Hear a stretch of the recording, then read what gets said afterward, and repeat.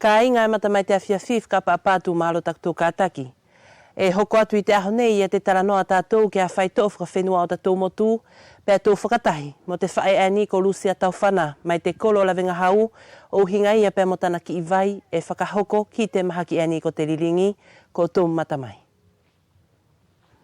Urua ki pē Lucia e whakamalo atu, malo pē ia tō mauri tau kātaki, pēr mo tau iolele mai pē whoki ki te kumilongo ani e whakahoko mai ki tō lotu whare. I whoki. Urua ki velo e whake he whakawhetai ki tau potu. I tako tau whia whakakaku mai whoki. O hinga mo he ki ilo I whoki au whakahoko. Ki si ka inga e kau I te riringi. Ko ia la velo au whakawhetai atu pē tā whito. Ko te whakawhetai mauri pē I te mau o te pongi pongi. Ma te whia kaku mai pē o whakahoko te whelolongo ia tātou I te pongi pongi nei. Kua mahino Lucia ki te kāinga e tā whakatahi whoki I te aho nei o vai pē ia te ki iloi ani ki whakahoko o hinga pēr mo te mahaki ani ko te riringi. Tuku mai pē mua ia he u whakamahino Lucia o hinga pēr mo tau ki I whaitoa. Si ki iloi whoki ani I velo. E riringi pē whoki si hahai pē olo mua ki te loo pitari. Pē tuku muri kua whakakaku mai ki toku potu. O whai pē whoki te ki I vai ani. Ko te kau I maile manga lau lalahi, pēr mo te ohoarewa mo te maile lau riki ai. E whakahoko ki ai te kau I maile manga lau lalahi, ko te uhi, ko te riringi ai, whakalanga te whatu.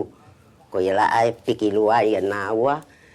Pēr ko tāu pē inu tua tahi mo re la whea ke inu tua toru tua rua. He ko tāu pē urua ki inu, pēr puri tāu riringi. Kai kua whualoa Lucia ia tau himai ia te ki whaitoa ani ki te riringi? Kua whualoa whoke ko te uwhaitoa pe ia te umatua, tā whito si aku whae. Ko ia pe ani au tau he ko si uki iloi e aonga tā whito ki a tātou.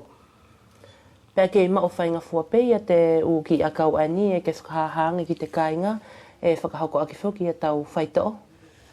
E mao whainga fua pe ia he homo pe ia te uru niu. Ko ia e mau whainga fuai te uru akau ani.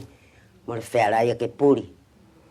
Pea ko te whaitoa la ani, ko te ki I vai la ani Lucia ke whakahoko ki te riringi, e iei hona u ki I tapu?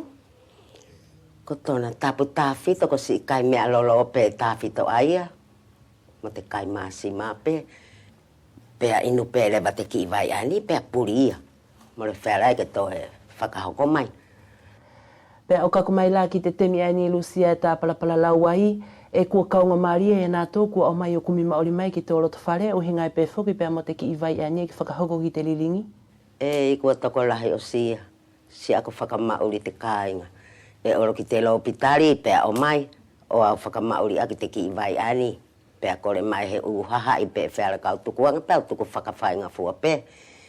He aonga tā whito he ko si I mahaki e whakatupu kovi. Whakahoko mate whoki I he kāinga ki te mea pe ani. Mo te uwhāna tāwhito. Ko tōna ohinga la Lucia I te temi ani e ke whaka io mai pe, e aonga tāwhito ia te uki I whaitoa whakawhenua tātou ki te malolo whakasino o te tangata pe ko te whawhine uwe ai te lakanga ani. Ko ia pe ia velo. Ko te uki I loi whaka uwe ai ia aonga tāwhito o siki a tātou tangata. Te tamariki mo te hahai lahi. Te vai para whoki. Ko te tai mahaki la ana e lau mai, mo lau whakatui o siki ai velo. Au amanaki au ke tuku te oro ki te ulo pitari, kai o mai o inu si uki vai whaka uvea mo le whera ki ta ilo I te lo pitari. He ko te waha pe inu taku ki vai whaka uvea. Ko ia ai mo lau nofo pe au mahaki. He lele ianga pe te uki ilo I whaka uvea tatou mātua mo te ukui. O whewha e lewa Lucia ia tau whakahoa ia te uki I lau akau ani e lua ki te whakahoko lewa o tau vai. Si ko e velo, ko te lau ae, e whakalongo pē ki te tangata lahi, pēr ke aru ko tori mai hao ko manga lau akau whea, mai le manga lau riki.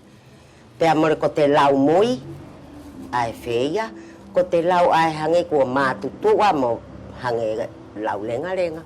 Ae kua mātua ko I ake aru kumi mai, o whakalongo pe ki tau whakafua tau vai mo re whai I hoa ia. Kai ngata rewa ko te kau I mai le manga, e whakafuarewa ki tau whasinga tuhi ai, te whasi o te ki kau I maile. Ko ki kau I mea pewha, ai ke whasi o whakafua ki tau ki kau I tuhi whea.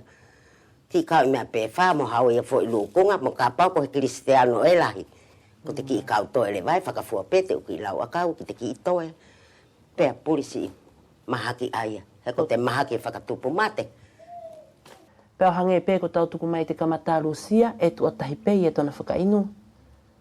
E maua ke tu atoru, ka ki taau hau a kua ke kovi pea haku te vai tu atahi, pea puri o sia. Ka kua ke fia inu tu atoru pe ko malua, ka ki te urua ki inu ia kua puria. E o mahalo Lucia ko ini kua katoa mai pe ia te u whakamahino o hinga whoki pea mo tau ki iwai e nie ki whakahoko ki te mahaki ko te lilingi. E o tuku atulewa mo tāpunu I aki e te temi parapala lau o tāua. Nā ie pē hina whakaamu e ke no whai, o hinga pē mo te hoko atu, pē mo te tauhi o tōki whaita o whakawhenua tātou. Io maro ia velo, ko si aku pē whakaamu.